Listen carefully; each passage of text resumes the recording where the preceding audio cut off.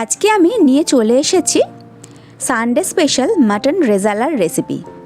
Mutton rezala সম্পর্কে আলাদাভাবে introduction দেওয়ার কিন্তু কিছুই নেই। আমরা সবাই জানি এই মাটন রেজালা কতটা টেস্টি হয় খেতে। তাহলে আজকে আর সময় নষ্ট না করে সরাসরি আমি রেসিপিতে চলে যাচ্ছি। নমস্কার, আমি জয়িতা আর আপনারা দেখছেন জয়িতার পাকশালা। আমার আজকের recipe mutton rezala. Mutton rezala বানানোর জন্যে প্রথমেই আমি এখানে 650 গ্রাম মাটন নিয়েছি। মাটনটাকে খুব ভালো করে ধুয়ে পরিষ্কার করে নিয়েছি। এবার মাটনটা আমি ম্যারিনেট করার জন্যে প্রথমেই এখানে আমি বড় চামচের 1 চামচ নিয়েছি আদা আর রসুন বাটা। এখানে আমি নিয়েছি 3 চামচ পরিমাণ টক দই, আর এখানে আমি একটা বড় সাইজের পেঁয়াজকে একদম মিহি করে কুচিয়ে পেঁয়াজটা নিয়েছি। পেঁয়াজ বাটার কিন্তু এখানে ব্যবহার করার প্রয়োজন নেই। এছাড়াও আমি এর মধ্যে দিয়েছি মরিচের গুঁড়ো, আপনারা চাইলে গোলমরিচও ব্যবহার করতে পারেন।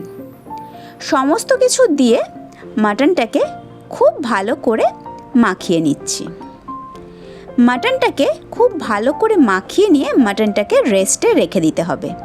মোটামুটি 6 থেকে 7 ঘন্টা কিন্তু রেস্টে রাখতেই হবে। আমি এখানে পুরো মাটনটাকে ওভারনাইট রেস্টে রেখে দিয়েছিলাম। সারা রাত মাটনটা রেস্টে ছিল। তারপরের দিন আমি রান্নাটা শুরু করছি। আমি মাটনটাকে বের করে নিয়েছি ফ্রিজ থেকে। এবার আমি মাটন রেজালা করার আগে একটা মশলা তৈরি করে নিচ্ছি। এখানে আমি নিয়েছি একটা জয়িত্রীর ফুল, 2টো শুকনো লঙ্কা, 2টো দারচিনি নিয়েছি, কিছুটা মরিচ নিয়েছি, 4 ভাগের 1 ভাগ জায়ফলের টুকরো।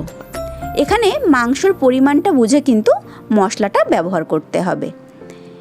যদি বেশি বা কম হয় সেই অনুযায়ী কিন্তু মশলাটা কম বা বেশি করে নিতে হবে। আর দিয়েছি 2টো শুকনো লঙ্কা। মিনিট 2 সময় ধরে আমি মশলাটাকে খুব ভালো করে এপিট ওপিট করে একটু ড্রাই রোস্ট করে নিয়েছি।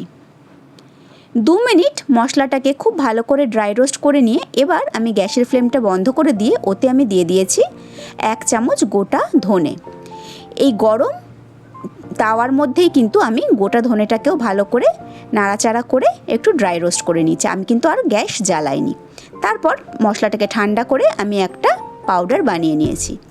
এদিকে আমি 2খানা বড় সাইজের পেঁয়াজ কিছুটা জল দিয়ে সেদ্ধ করতে বসিয়ে দিয়েছি। পেঁয়াজটা ওদিকে সেদ্ধ হচ্ছে, এদিকে আমি আরও একটা মশলা বানিয়ে নিচ্ছি। ওই একই মিক্সিং জারের মধ্যে আমি নিয়ে নিয়েছি 50 গ্রাম পরিমাণ কাজু, আর নিয়েছি বড় চামচের 1 চামচ পোস্ত।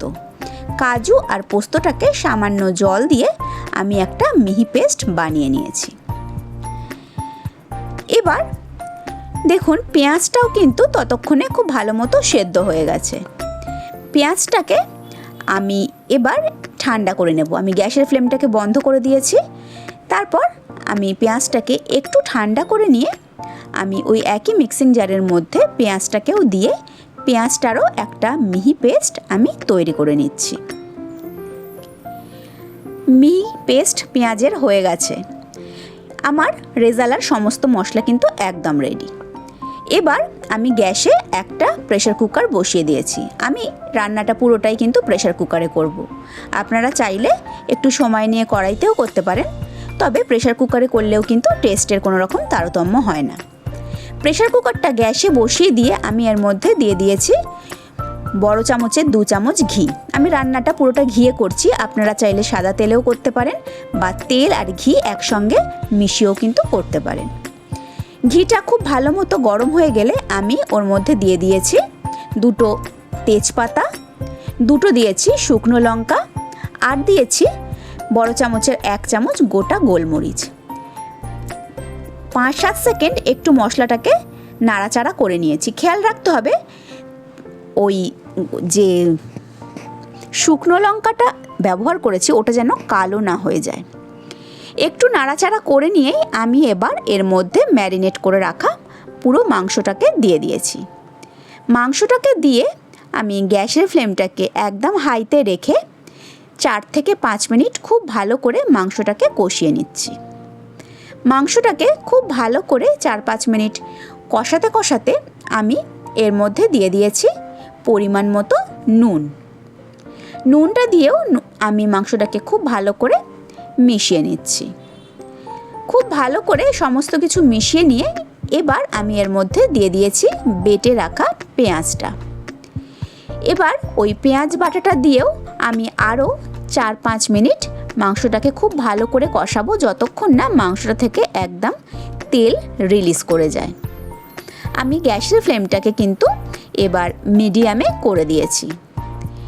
খুব ভালো করে মাংসটাকে কষিয়ে গ্যাসের ফ্লেমটাকে লো টু মিডিয়ামে করে দিয়ে প্রেশার কুকারের ঢাকনাটা জাস্ট ওপর দিয়ে বসিয়ে দিয়ে আমি কিছুক্ষণ মাংসটাকে আরও কষিয়ে নিয়েছি। 3-4 মিনিট খুব ভালো করে আমি প্রেশার কুকারের ঢাকনাটা জাস্ট ওপরে বসিয়ে রেখে ঢাকা চাপা দিয়ে মাংসটাকে কষিয়ে নিয়েছি। দেখুন ওপর দিয়ে কিন্তু বেশ সুন্দরভাবে ঘিটা রিলিজ করে গেছে। এবার আমি গ্যাসের ফ্লেমটাকে আবারও বাড়িয়ে দিয়েছি। তারপর আমি এর ওপরে দিয়ে দিয়েছি ভেজে রাখা মশলাটা আর কাজু আর পোস্তর যে পেস্টটা বানিয়েছিলাম সেই পেস্টটা। কাজু আর পেস্ট দিয়ে আর মশলাটা দিয়ে আমি মাংসটাকে আরও মিনিট 2-3 সময় ধরে খুব ভালো করে কষিয়ে নিচ্ছি।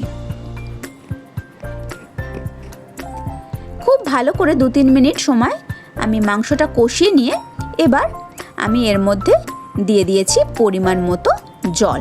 এখানে আমি মিক্সার গ্রাইন্ডারটা ধুয়ে কিছুটা জল ব্যবহার করেছি। আরও আমি এখানে 1 কাপ মতো জল দিয়ে দিয়েছি। জলটা দিয়ে মিনিট 2 প্রেশার কুকারের মধ্যে ফুটিয়ে তারপর আমি প্রেশারের ঢাকনাটা বন্ধ করে 3টে বড় সিটি দিয়ে নিয়েছি। 3টে সিটি দেওয়ার পর আমি প্রেশার কুকারটাকে বন্ধ করে দিয়েছিলাম, মানে গ্যাসের ফ্লেমটা বন্ধ করে দিয়েছিলাম। তারপর পুরো সিটিটা পুরো মাংসের মধ্যে বসে গেলে আমি প্রেশার কুকারের ঢাকনাটা খুলে নিয়েছি। তারপর আমি মাংসটাকে একটু চেক করে নিচ্ছি একটা খুন্তির সাহায্যে মাংসটা পুরোপুরি সেদ্ধ হয়ে গেছে নাকি। মাংসটা পুরোপুরি সেদ্ধ হয়ে গেছে। এবার আমি এর ওপরে ছড়িয়ে দিয়েছি 1/2 চামচ গোলাপ জল আর দিয়েছি 1/2 চামচ কেওড়া জল। গোলাপ জল আর কেওড়া জলটা দিয়ে আমি মাংসটাকে খুব ভালো করে মিশিয়ে নিয়েছি। তারপর 5 মিনিট স্ট্যান্ডিং টাইমে রেখে এই গরম গরম মাটন রেজালা আমি সার্ভ করে দিয়েছি। আমার আজকের এই মাটন রেজালার রেসিপি আপনাদের কেমন লাগলো অবশ্যই কিন্তু কমেন্ট করে জানাবেন। আমি আবার হাজির হয়ে যাব কোনো নতুন রেসিপি নিয়ে নেক্সট এপিসোডে। ভালো থাকবেন, সুস্থ থাকবেন। ধন্যবাদ।